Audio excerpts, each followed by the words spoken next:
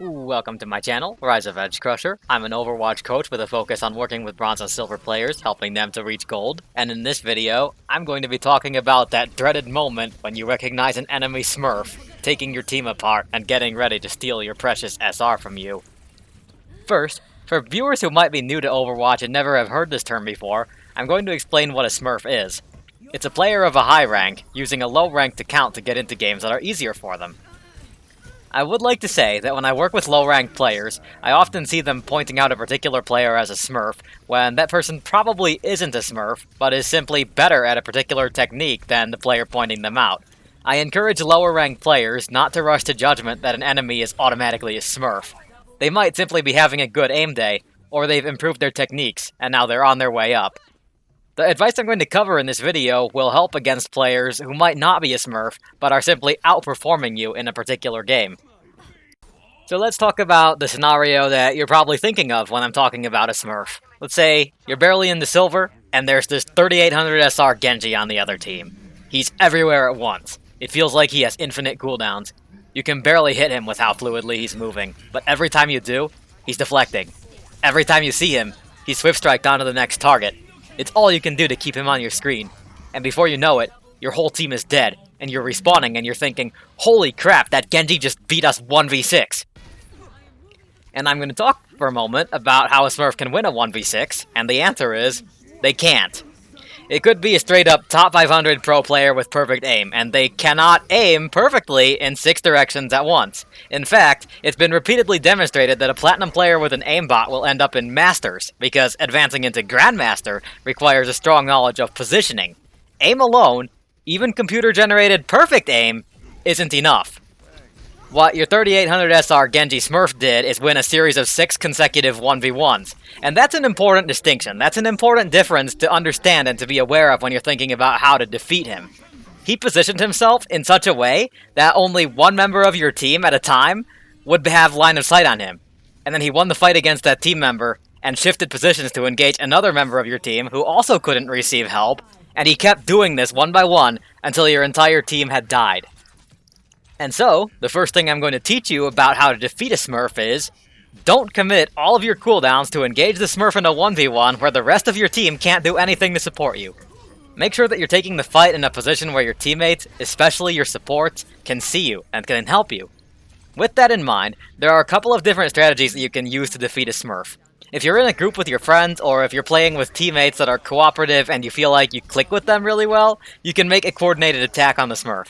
It's important that as many of you as possible converge on the Smurf at the same time, and you all focus your resources and your damage onto that player. If you're out of sync, if you engage one at a time, you're right back in that scenario where he's taking a series of 6 1v1s and he'll be able to pick you off one at a time.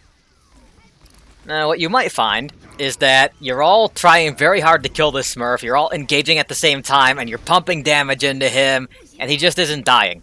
And he's single-handedly putting a lot of pressure on you. That's because his team might be recognizing how much work he's doing, and they're doing everything they can to keep him up. If you look for them, you'll notice the enemy healers putting all their attention onto this Smurf, not allowing you to kill him. The other players are following his lead, they're shooting at his target, or taking pressure off him by attacking whatever is the biggest threat to his existence on the field.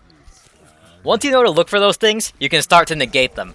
Ana's anti-nade can negate any healing from reaching the Smurf for a certain duration. She can keep one of the enabling teammates asleep and out of the fight.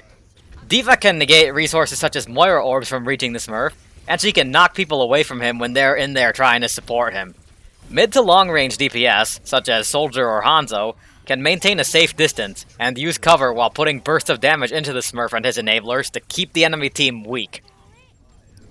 But what if you're solo queuing and your team just isn't meshing that well? Everyone's trying their best, but you just can't stay on a single target long enough to negate this Smurf or whoever's supporting and enabling him. As a last resort to defeat a Smurf, you can go onto a hero with high survivability and engage the Smurf in a duel. Not to kill him by yourself, but to take him out of the team fight. Distract and annoy the Smurf so that he focuses on you, then do everything you can to stay alive while leading him away from the main group of the fight. You'll see me doing that in the clip that I'm showing here. I'm 1v1ing this enemy Tracer, and I'm playing Tracer myself. Now, I'm not killing her, but I'm keeping her occupied and out of the team fight, splitting the fight into a 5v5 on point and a separate 1v1 going on off to the side. Neither I, nor this other Tracer, are providing any value to our teammates right now. In an evenly matched game, this really doesn't accomplish anything useful. But, if you're up against a Smurf though, and you can bait them into taking a lengthy duel like this, you give your teammates time to win an evenly matched fight on the point without the interference of this Smurf. And if you have to go for that approach, the best heroes to do that with is, like I said, something with high survivability. So if you're on tank, Diva's good for that. Zarya can be, depending on what map you're on, how you're positioned. The off-tanks in general, depending on how strong you are with their individual mechanics. For DPS, flankers such as Tracer, Genji, really strong for that. Soldier's pretty good at it because he has the healing, he can escape, he can run away. Whatever you can survive at, something that has an escape ability, and hopefully you know how to use that escape ability to get yourself behind cover when you need to. And as a support, Moira and Lucio are both great options for distracting this enemy Smurf, for keeping him occupied in a long duel with you. One last thing I'd like to mention before ending this video. Sometimes, Smurfs try to tilt your team and get you to fight among yourselves as a tactic to give them the advantage.